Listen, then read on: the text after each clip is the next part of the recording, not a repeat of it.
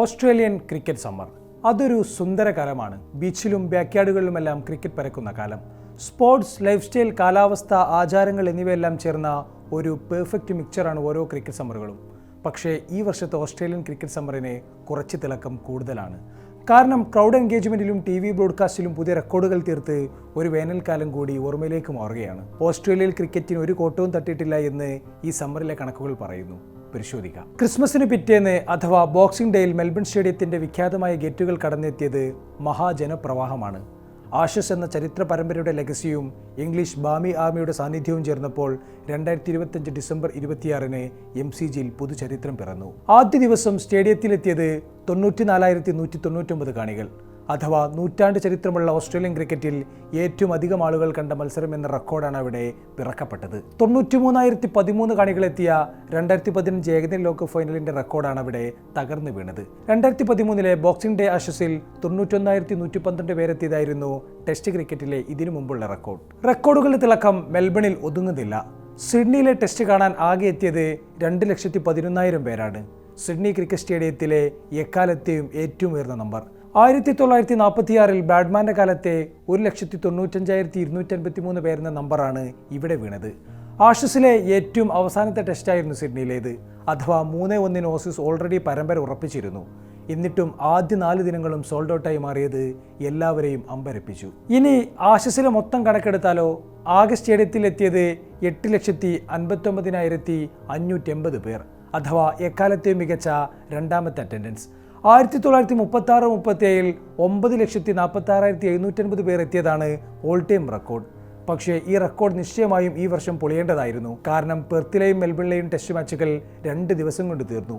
ഈ മത്സരങ്ങൾ പെട്ടെന്ന് തീർന്നില്ലായിരുന്നുവെങ്കിൽ 2 ലക്ഷത്തിലേറെ പേർ അധികമായി മത്സരം കാണാനെത്തുമായിരുന്നു എന്നാണ് നിരീക്ഷണം. അഥവാ ഓൾ ടൈം റെക്കോർഡ് ഇവിടെ നേടേണ്ടതായിരുന്നു. പോയ വർഷത്തെ ബോർഡർ ഗവാസ്കർ ട്രോഫിയിലും 8 ലക്ഷത്തിലേറെ പേരാണ് എത്തിയിരുന്നത്. സംഗതി ഈ വർഷത്തെ ആഷസ് ഏകപക്ഷീയമായിരുന്നു. 3 ടെസ്റ്റ് തീർന്നപ്പോഴേക്കും ഓസീസ് പരമ്പരയും ഉറപ്പിച്ചു. പക്ഷേ TV ബ്രോഡ്കാസ്റ്റിലും ഡിജിറ്റലിലും ആഷസിൻ്റെ വ്യൂവർഷിപ്പുകൾ റെക്കോർഡിട്ടിട്ടുണ്ട്. ഡിജിറ്റലിൽ കായോ സ്പോർട്സിൻ്റെ വ്യൂവർഷിപ്പ് ഡാറ്റ പറയുന്നത് ഓസ്ട്രേലിയയിൽ ഏറ്റവും അധികം കാണപ്പെട്ട ടെസ്റ്റ് സീരീസ് ഇതാണെന്നാണ്. കൂടെ അതോടൊപ്പം തന്നെ TVയിലും റെക്കോർഡുകൾ തീർക്കപ്പെട്ടു. സീരീസ് ആകെ 14.2 മില്യൺ ആളുകൾ കണ്ടതായാണ് ഡാറ്റകൾ പറയുന്നത്. അഥവാ 1.5 കോടിയോളം പേർ. ഓസ്ട്രേലിയൻ പോപ്പുലേഷൻ്റെ പാതിയോളം പേർ ആഷസ് TVയിൽ കണ്ടുവെന്നർത്ഥം. TVയിലെ റെക്കോർഡ് വ്യൂവർഷിപ്പ് ഓസീസ് മാധ്യമങ്ങളും റിപ്പോർട്ട് ചെയ്തിട്ടുണ്ട്. ചാരിറ്റി ആവശ്യാർത്ഥം നടത്തുന്ന സിഡ്നി ടെസ്റ്റിൽ $12 മില്യൺ എന്ന റെക്കോർഡ് തുകയും കളക്ട് ചെയ്യപ്പെട്ടു.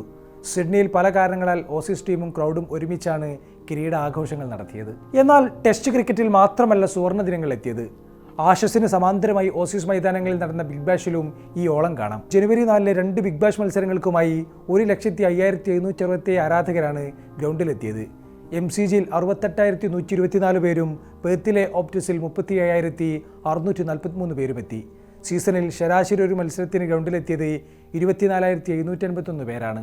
പോയ 8 വർഷത്തിനിടയിലെ ഏറ്റവും മികച്ച അറ്റൻഡൻസ്. ആകെ മൊത്തം 1.08 മില്യൺ ആളുകൾ സ്റ്റേഡിയത്തിലെത്തി. ആകെ മത്സരങ്ങളുടെ എണ്ണം 61-ൽ നിന്നും 44 കുറച്ചിട്ടും ഇത്രയും പേർ സ്റ്റേഡിയത്തിലെത്തിയത് വലിയ നേട്ടമാണ്. ഫൈനൽ കാണാൻ പെർത്തിലെ ഓപ്റ്റി സ്റ്റേഡിയത്തിലെത്തിയത് 50,018 പേർ. BBL ഫൈനലുകളിലെ ഏറ്റവും ഉയർന്ന അറ്റൻഡൻസ് ആണിത്. സ്ട്രീമിംഗ് സൈറ്റുകളിലും വലിയ വ്യൂവർഷിപ്പ് ബിഗ് ബാഷിന് രേഖപ്പെടുത്തിയിട്ടുണ്ട്. 13 മത്സരങ്ങൾ 1 മില്യൺ വ്യൂവിലെത്തിയതായി കയോ സ്പോർട്സിൻ്റെ ഡാറ്റ പറയുന്നു. ബിഗ് ബാഷിന്റെ ഗോൾഡൻ പീരീഡിന് ശേഷം ഈ വർഷമാണ് ഇത്രയും ഉയർന്ന നിരക്കിലെത്തുന്നത്. സ്റ്റേഡിയത്തിന്റെ വൈബിലും ആളുകളെ എത്തിക്കുന്നതിലും പെർത്ത് സ്കോച്ചേഴ്സ് തന്നെയാണ് മുന്നിൽ. ശരാശരി 38,946 പേരാണ് പെർത്തിന്റെ ഒരു മത്സരം കാണാനെത്തിയത്.